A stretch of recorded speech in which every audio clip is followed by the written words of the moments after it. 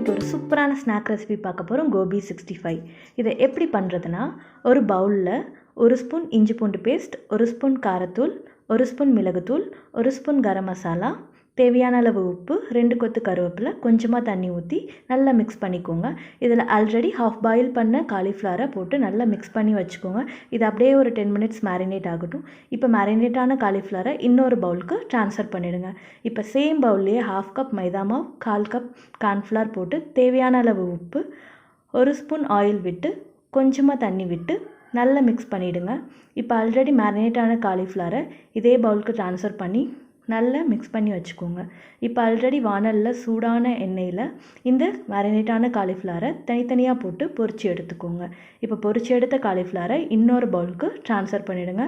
இப்போ சேம் ஆயில்லையே கொஞ்சமாக கருவேப்பிலை போட்டு அதே காலிஃப்ளவரில் போட்டு விட்டுருங்க. இது ஒரு சூப்பரான டிப். இப்போ நம்ம சூப்பரான கிறிஸ்பியான கோபி 65 ரெடி.